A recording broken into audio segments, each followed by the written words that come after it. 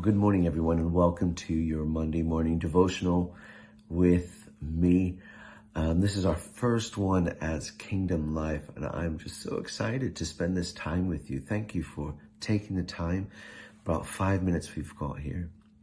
And you might be watching this during your lunch break or your afternoon break, or maybe in the evening coming home. I want to go back to what I was speaking on yesterday morning about the call to rebuild. It's just time to rebuild. And we're looking at the book of Nehemiah, and we know that Nehemiah was given the go-ahead by the king, was given papers to show that he was then the governor and overseer of the rebuilding of the walls of Jerusalem that had been devastated by the Babylonians 70 years prior, and that we're in the 70th year. And that he went with the grace of God upon him to rebuild the wall.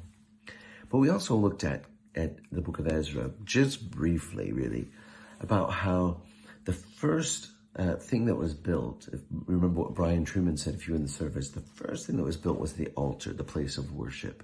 And then the temple was built, and then the walls of Jerusalem were built to make the place safe and prosperous once again.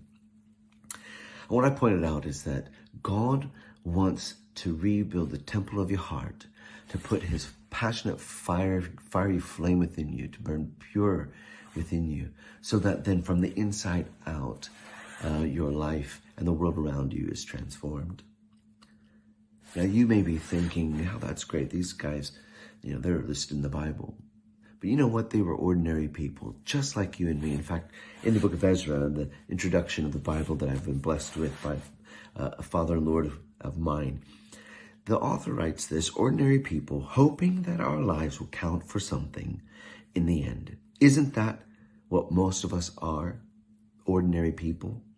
No big superhero, no colorful, charismatic leader. Just plain you, just plain me. And isn't it true that we just want to make a difference in our world? Ezra was just an ordinary man, sent with a task to oversee the rebuilding of the temple.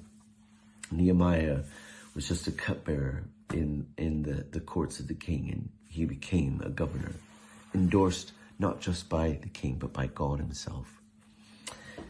You and I, we are just nobodies. And I've always found that a nobody helping anybody to become a somebody is a somebody, even though they may seem they're a nobody. Because God uses anybody. In the first verse of Ezra, it talks about King Cyrus of Persia, how God used King Cyrus of Persia in a fulfillment of a prophecy from Jeremiah.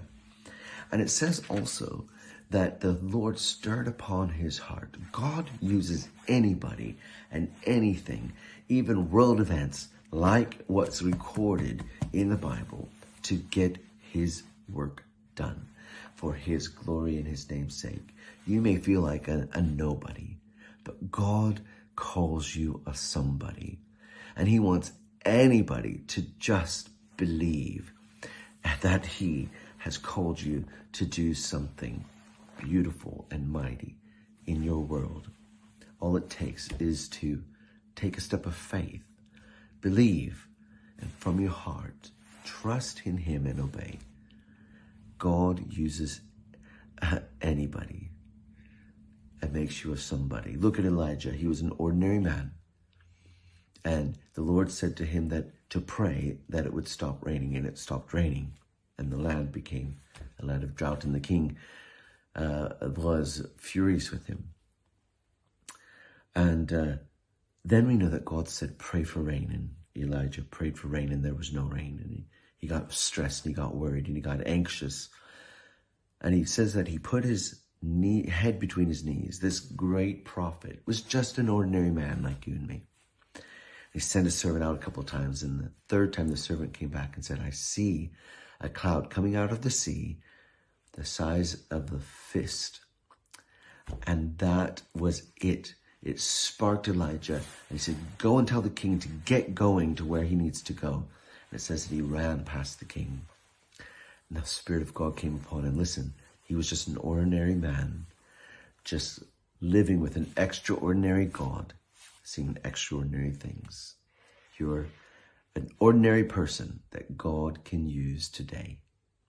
God bless you.